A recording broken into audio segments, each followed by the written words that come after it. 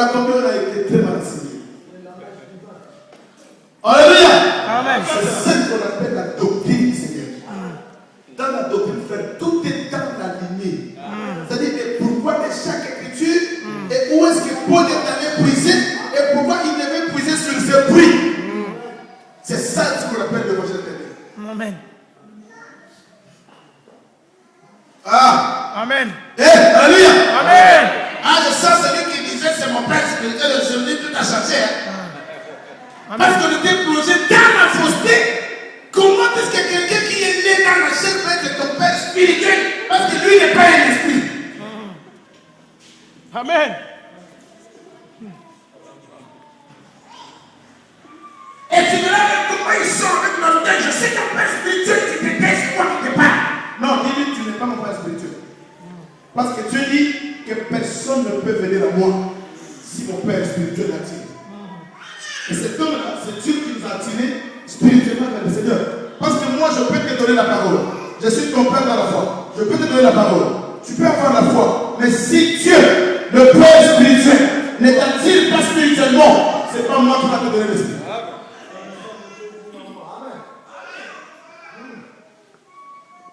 Quelqu'un peut me dire amen? Acclamons le Seigneur, vous êtes très devant.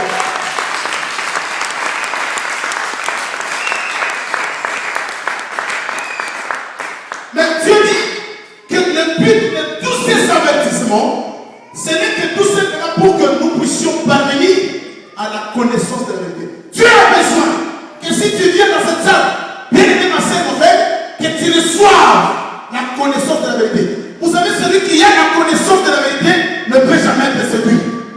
Même s'il y a des paroles, des choses, des lettres de Paul dit, même s'il y a des lettres qui viennent comme si venant de nous, même s'il y a des paroles qui viennent comme si venant de Dieu, mais avec l'interprétation ou avec le discernement, je vais me mettre debout à mon poste. Je commence à discerner. Est-ce que ce qui me dit c'est vrai ou c'est faux? D'où vient cette parole? Ça vient du diable. Et comment je peux accepter ce que le diable me dit? C'est ce qui a manqué à Ève. Ève, au lieu de comprendre que je dois d'abord aller vérifier. Est-ce que ce que cet homme me dit, est-ce que réellement c'est ce qu'il avait dit à Adam? Ève allait courir jusqu'à Adam. J'ai rencontré un serpent. Voilà ce qu'il m'a dit. Est-ce que c'est ce que Dieu t'avait dit? Adam l'aurait dit que non, ce n'est pas ça, c'est pas ce que Dieu nous a dit. C'est un menteur. Mais dès lors que tu as ouvert ton oreille à écouter, tu as écouté cette parole t'a donné la foi. Et cette foi a affaibli tout ce que tu avais de Dieu. Tu deviens un tombeau blanche. En toi, il n'y a rien. La foi est pure.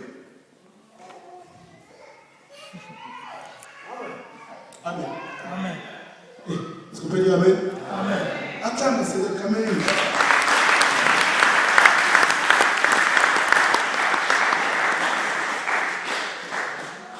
Vous savez, on doit prendre quelques exemples, on va écrire, on ne va pas les lire, c'est pas tellement profond, nous allons passer parce qu'on a tellement de choses à dire, sur quelques exemples de l'apostasie.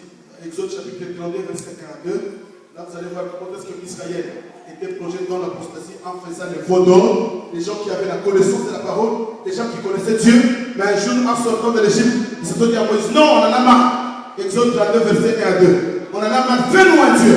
C'est-à-dire Israël était Israël apostate. Israël ne pouvait plus croire au Dieu de Moïse. Et ils ont cherché à faire un Dieu vivant, un Dieu qui pouvait adorer.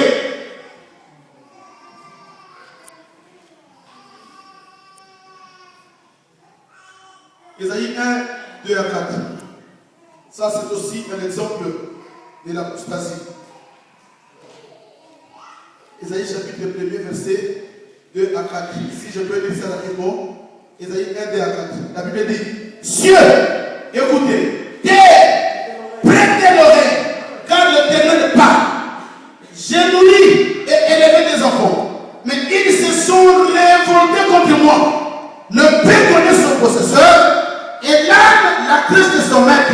Israël ne connaît rien. Mon peuple n'a point d'intelligence. Malheur à la nation pécheresse, au peuple chargé d'iniquité, à la race des méchants et aux enfants corrompus. Ils ont abandonné l'Éternel, ils ont méprisé le sang d'Israël. Ils se sont retirés en arrière. Voilà comment Dieu est en train de répéter. Dieu décrète. Il dit malheur à ce peuple d'Israël. Je les nourris, je les donné à manger, je les ai vêtus, j'ai tout fait pour eux. Même le peu connaissent leur maître. Même l'âne connaissent sa maison là où ils peuvent dormir. Mais les enfants que j'ai élevés, ils m'ont abandonné. C'est pourquoi la Bible dit que faites attention, nous allons en parler le dimanche prochain. Faites attention, quand vous verrez l'abomination de la désolation s'installer dans les temples, que celui qui lit fait attention. Parce que là, l'abomination s'installe dans le temple, et la Bible dit que quand cette abomination va s'installer, nous allons développer ça le dimanche prochain. La première des choses qu'il va faire, c'est quoi? C'est cesser les offrandes. Ah! Voilà la mission du diable. Donc le diable reconnaît que l'offrande a une force. Parce que pour que la nation soit sauvée, il fallait une offrande. Mais qu'il pouvait être offert comme étant une offrande, la Bible dit que Dieu a regardé dans les ciel. Sur la terre, il y a une personne.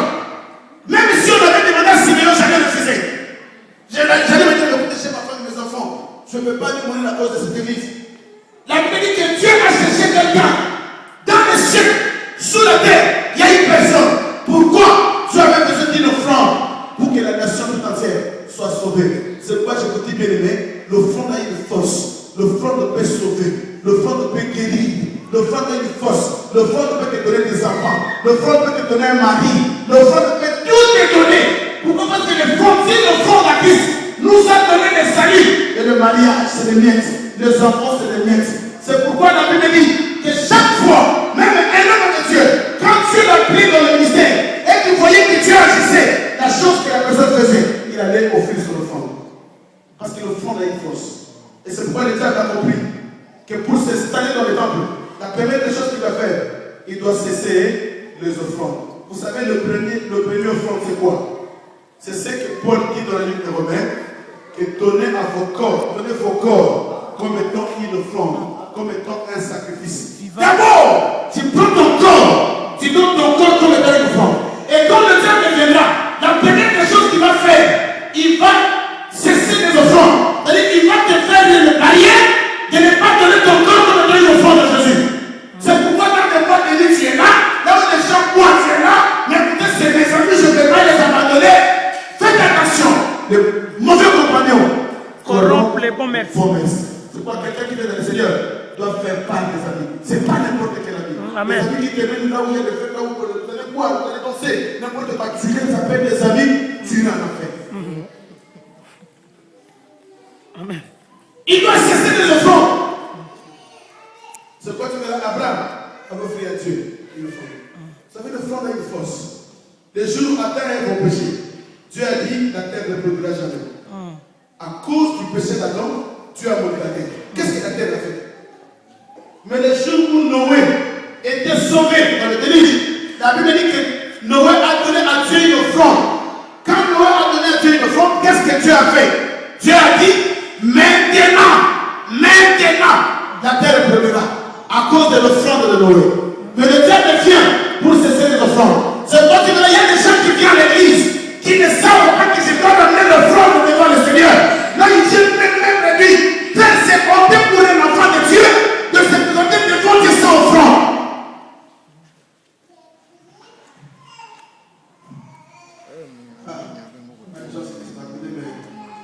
C'est comment ça dégoûter. C'est moi, je n'ai pas ramené l'offrande. Là, il commence à réfléchir. Je n'ai pas ramené l'offrande. Et l'offrande, frère, ce n'est pas ce que tu viens de crier à l'église. Hein? Pour faire sortir l'esprit en toi. Parce que sa mission, c'est de cesser les offrandes. La première des choses que tu dois faire, quand tu es à la maison, tu prends ton offrande. Tu tiens de l'offrande. Tu pries les Seigneur. Parce que l'offrande, c'est une force. Et le diable, c'est quoi il dit? Et quand l'esprit viendra, la première des choses qu'il devra faire, c'est de cesser les offrandes. Et voilà combien il a cessé les offrandes. Tu te dis chrétien, mais tu ne donnes pas d'offrande. C'est pour dire que le mystère de l'iniquité commence déjà à agir dans ta vie.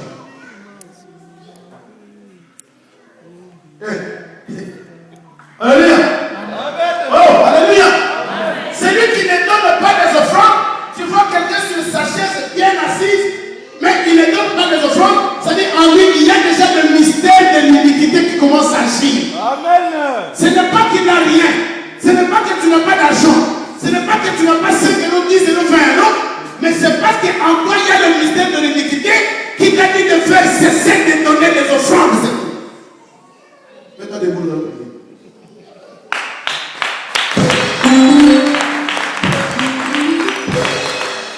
Alléluia. Gloire au Seigneur.